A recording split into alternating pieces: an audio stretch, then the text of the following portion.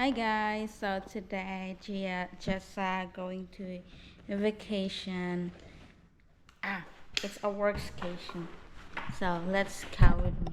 Here's Axel, our helper for a week. It's my son. It's gonna be much better off with So, me. so guess what? It's my first ever to go. Your first ever what? To leave myself. To leave yourself? No, I mean to do a vacation myself. Yeah, without me, without Liam. Yeah, and I So she can't be with herself. So she's dumping me, she's dumping Liam, and she find a new friend that she's gonna hang with instead. I didn't dump. I told you many times you wanna come. You don't want. What is his name? Tell me his name. Axel, I want and only. Axel only. And yeah, there we go. And Liam is sleeping. Look at this. And I hope he will not be mad. That's my baby. Don't take him up, I have to finish on my work for Okay. Yeah, you can handle. It's 1 week. Maybe a month, who knows? No, it's not. Depending what me and Liam is doing. So yeah, we just put our glasses. Make sure we have everything. I'm hungry, so I'm gonna go. I'm just waiting with showering because I shower with Liam. We have very little water. Yeah, Saving as much as we can. and I tell Me you. and Liam gonna have, I give Liam milk, we have a shower, I give him some breakfast after, and I'm gonna do some chores around the house, clean up a little bit around the house. And I'm gonna throw away everything I don't need. It's gonna be fantastic. The house is gonna be livable. I can't wait. You're I'm so crazy, excited. aren't you? I'm so excited for her to leave so I can clean up the house. There's so much thing we don't need here. So if that fish is good, okay? That Yeah. fish is good. Yeah. Look, because it's vinegar, so he can eat that for lunch. Just cook him rice, you know Yeah, lunch is down there. that one. And the rice is in here, and the kettle is down here. I leave the fish though in case we get some family coming because they can eat it. But if not, this Liam love that. goes to the cats. Why? Liam Yeah, I love will that. give it to him. He can have it for breakfast. Breakfast. Come on, you better. He wants mama's food. Come on. Then everything is there, and diaper and the milk is down there. Yeah, In the drawer. Find it. Huh? Yeah, I will find it. I You just have to letting get you. going because I have to finish my work. I'm like, I'm not joking. I really Okay. need to finish my work. Bye bye. Just wait. I forgot one thing. My phone. Liam's phone is here. My phone. This is Liam's phone. Okay. Need to charge quick while it's sleeping. You're not bringing a charger or anything with you? Oh yeah, I need to bring the. Jesus Christ, you're clumsy. Thank you for reminding. You're the best. I get a bit sick on my throat. It's so much fun. Okay, what? So, if before you leave, Why do you take this charger? Why you don't take a double charge on 2 wires? oh yeah. Because you have camera and the phone, you can charge both at the same time. And there's maybe Jens phone as well, I charge it up there.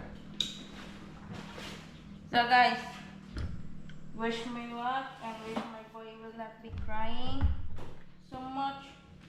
Because he He won't be crying at all. Why would he be crying? We're gonna have too much fun with that to think about you, baby. Don't get rid any of the toys. Oh yeah, before that I forgot to tell you that. Oh yeah, girls, if anybody can help me babysit for a week, just you know where I am. Nope, no. No? Not And allowed. yeah, Not allowed I'm to gonna choose. celebrate my birthday.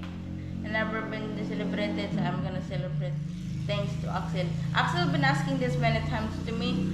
And then, I've been telling her to do this for a long time. It was kind of supposed to be my birthday present for her. Did she do it? Nah. of course I don't want to know. But now you do it. Because So, I delayed not birthday. really do it. It's just We need to pick up Axel's food in there too. Axel's food, where? The one she bought Norwegian food. Oh yeah. That's the reason she goes there for 6 days to Bohol. Yeah. And honey, I forgot you one thing. That bottle he has, that's only 3 spoons. Yeah. I'm gonna only give him 2 and half a cup. I already Little bit measured. over half a cup. I already measured that. That's already. Yeah, 3 little bit spoons. over half a cup on 2 spoons because you don't drink the whole cup anyway. I'm not gonna waste it like you. I'm not made of money. Sometimes you drink like last night. You drink it. Sometimes you don't. So yeah, bring the phone up. I'm going now. Bye bye. Give me some hug and kiss. So yeah, my husband. So by the way, guys, before I leave, I set up the camera for them because I'm away and I'm still watching them. You know, a CCTV, no matter where I go. Yeah, it's gonna have brown out a couple of times though. If there's a brownout, Special visitors. that's we know for sure. What? Something's happening. Visitors. That not allowed? I have neighbors that are watching for you too. So Don't worry about that. Okay. Women are only trouble. I can only have one. Can't even deal with that. Too kiss, much. give me a kiss. Come on. You know I'm wearing my boxer, right?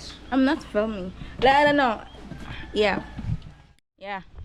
I need to close the gate. My boy, it's already 8 something or 9. 9 na. Tapos, sasakay ako ng bus. Punta sa city. Ano ba to? Maraming ba to?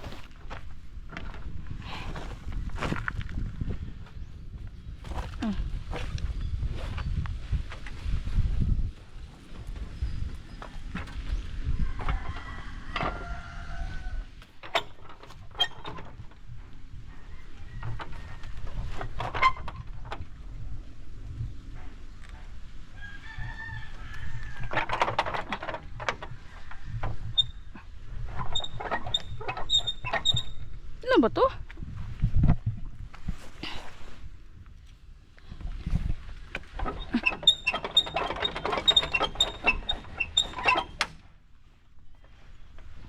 So yeah. Bye bye. Don't do anything stupid.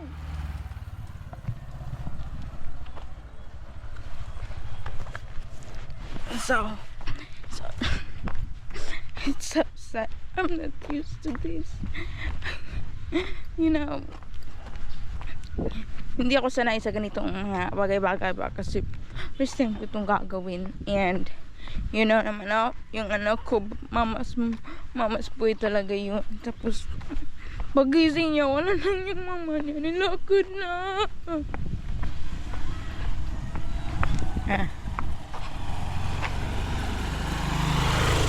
Lumakad na yung mama niya. Hindi, nakakaiyak naman talaga, besh. Nakakaiyak. Sadong ako eh. But yun na. Talagang kailangan tong gawin kasi para masanay yung anak ko na parang hindi na siya, para maano ba, pag may emergency pwede na siyang pwede na siyang pabantayan saglit.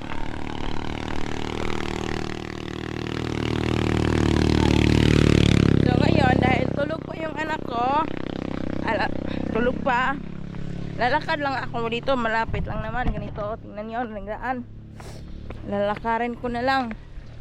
And ayun, pupunta ako ng Bohol for 5 to 6 days ako doon sa Bohol. But first, meron kasi akong kaibigan doon na meet sa Norway, Pilipina, Norway. Dadating siya today. And tapos, as I said, sabi ng asawa ko, ng birthday ko ng December 25, ito talaga yung gusto niya. Gusto niya akong hindi pwede palaging nasa bahay lang. Gusto niya ako magkaroon ng me self, yung time sa sarili ko ba. time sa sarili ko na mag-relax. Ganon. Sabi ko naman last time sa kanya, ayaw ko kay Liam. So ngayon, dahil may akong kaibigan, meron na kamumurahin tayo, no? Hindi tayo kailangan gumastos ng malaki. Hindi naman ako ganitong tao. Nasasayangan akong gumastos ng pera. Then tapos nagdala rin siya ng nagpadala kami ng ang mga sauce galing sa Norway kasi masarap yung yung anong sauce yun,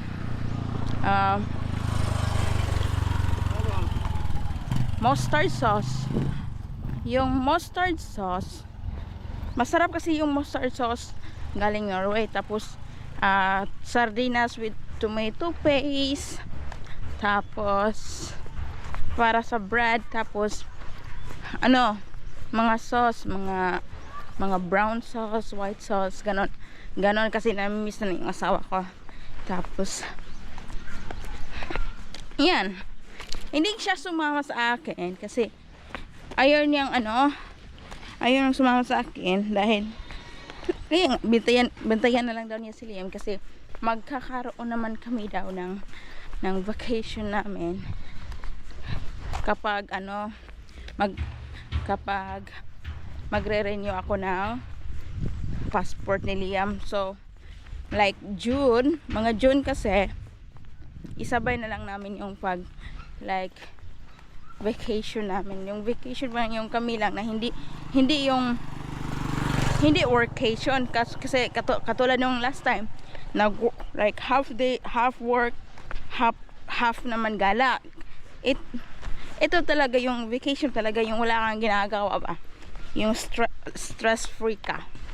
And then kasi yung Norwegian passport ni Liam expired na siya soon, December. Tapos parang pupunta kami ng Norway kasi magse-celebrate kami ng Christmas ng mama niya kasi hindi pa namin nasi-celebrate yung Christmas sa mama niya.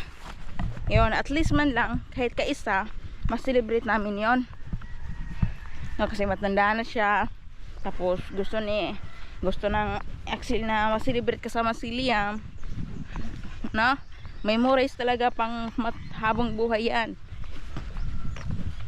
So and then yung passport kasi ni Liam, hindi kung sa Pinas yung passport sa bata 5 years, sa Norway kasi yung passport ni Liam 2 years lang siya. So kailangan na naming i-renew ulit. So dahil kailangan talaga sa Manila kasi doon ang embassy talaga nandun sa Manila. So kailangan talaga doon i-renew. So yan. Kakalungkot, sana kiyanan natin ha. Kasi hindi ko sanay na ganito. Hindi talaga ako sanay, to be fair. Kaya yung dinadala ko, ayun, maliit lang. Tapos parang walang laman lang nitong nasa likod ko. Parang lang siya. Parang mga camera tools na parang hindi siya masisira ba. Parang mga camera tools, mga cellphone accessories. Parang hindi na rin ako nagdala ng laptop kasi natatakot ako. Baka may mga bata doon. Tapos ang tawag nun, maapakan. Mahal pa naman yung laptop. So tapos short vacation lang naman to. So ayan, parang hindi tayo stress. Ayan mo naman, alam niyo naman, no? So ayan. So see you at the airport. Kasi kukunin ko siya sa airport o sa Cebu, sa Batan. Batan Airport.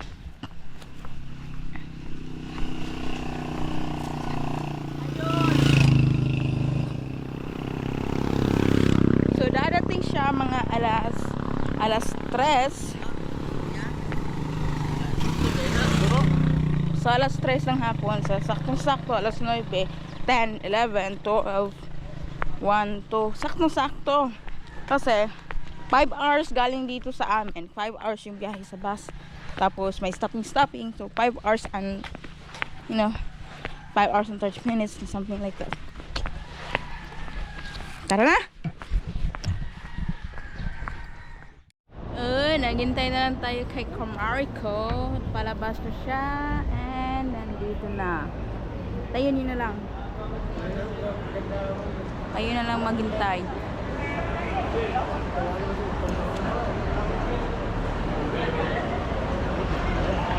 Ito nga po ah. Papalabas na siya.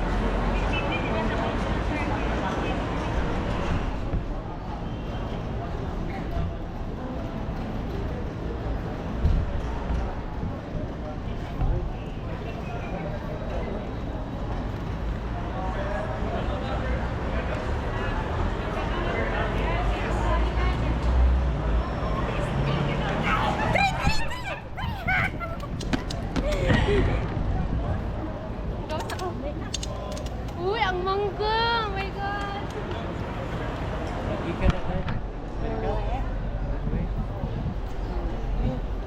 Shit! Oh, God.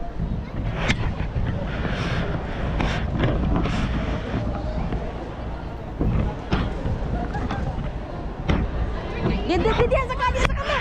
Diyan sa kamera. Diyan sa ka. Dito sa ka. Sige.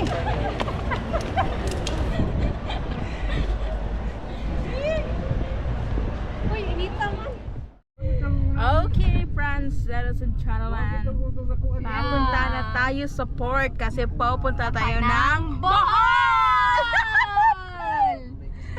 Yay! Alam niyo ba guys, dala-dala ko yung bibingka galing Norway. Uy, haggard ang face sa inyong Omega. So, departure na kami mamaya. Nandito na kami sa Bohol Port. Bohol, oh. Ha? Ay, kilala ko. Ito, oh. Juice. So, dahil uhaw na uhaw ko, 5:40 departure namin. Bibili muna ako ng inumin.